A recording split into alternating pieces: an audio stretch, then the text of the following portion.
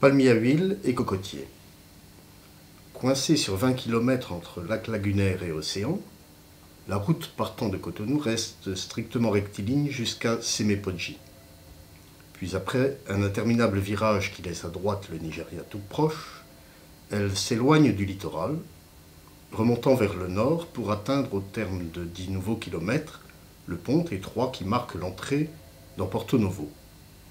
Or, amené à faire souvent le trajet, d'un bout à l'autre de la section rectiligne, j'ai chaque fois le sentiment de rouler sur une frontière, cordon bitumeux séparant le côté palmier à huile et le côté cocotier. Le côté palmier est terne, obscur, aridement terrien, plein d'aspérité. L'air y manque et l'odeur de vase y remonte des puits. Pour comble, tout semble y avoir cédé depuis longtemps au désordre et à la déraison. Est-ce parce qu'il est le contraire, ou ma sympathie ne vient-elle que d'une familiarité primordiale? Quoi qu'il en soit, j'éprouve que j'appartiens au côté cocotier. Canal de Panama. Sur le planisphère, le bleu des océans noyait les îles ou les assimilait au continent le plus voisin, faisant alterner terre et mer en quelques grandes masses contrastées. Ainsi, les Amériques se trouvaient-elles intercalées entre deux mondes, séparant ces derniers davantage que ne l'aurait fait aucune muraille, davantage même que ne l'auraient fait plusieurs chaînes de montagnes mises bout à bout. Je venais de l'Ouest. Les noms dont le Pacifique était moucheté, à défaut de territoire plus consistant, désignaient pour moi des lieux frères. Le monde atlantique, au contraire, me restait étranger, lointain, alors même que j'y étais né et que de jour en jour, nous nous rapprochions de Panama. Allais-je avoir l'impression, au sortir du canal, de commencer une nouvelle vie? Nullement. Le moment venu, en fait de nouveautés, je retrouve la mer, la houle, le ciel du large, sous quoi notre voyage reprend son cours familier.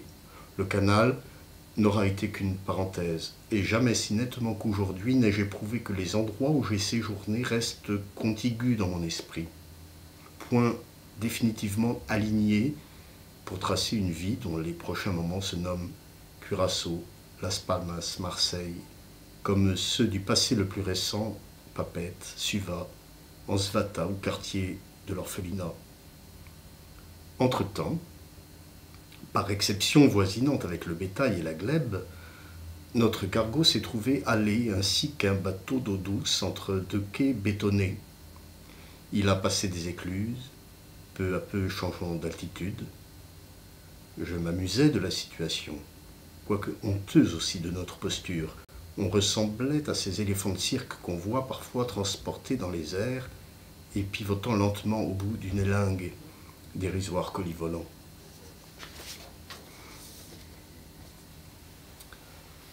Le choix d'Achille.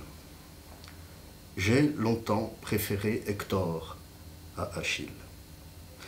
Ce dernier brouillait les catégories les mieux établies comme sont les hommes, les femmes, l'héroïsme, la vertu. Je lui reprochais d'assujettir la vaillance à l'humeur, de manquer de sang-froid, de mesure, d'être sensible et gracieux comme une fille, et par là d'infiltrer du féminin au cœur de la virilité. Puis il devint un de mes héros fétiches. Les prostrations, autant que les colères, de ce bilieu magnifique, désormais, me touchaient. J'aimais toutes ces légendes.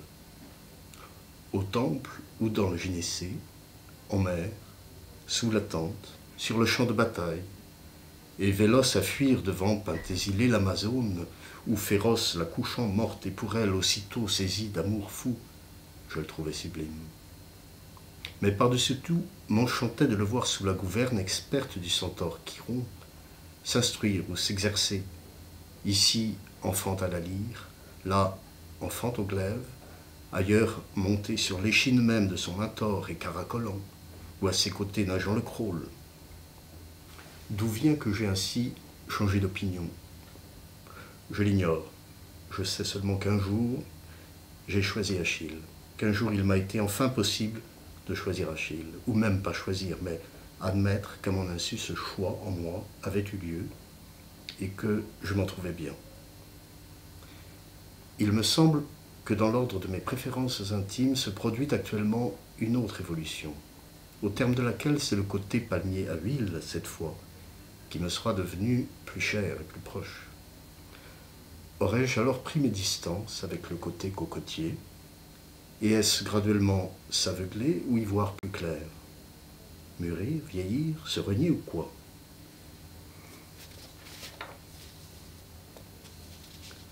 Un échouement à Sartrouville.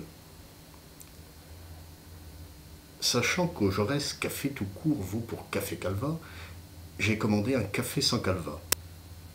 Nous sommes une douzaine de clients alignés le long du comptoir, tandis qu'en salle à peine sont occupées 3 tables.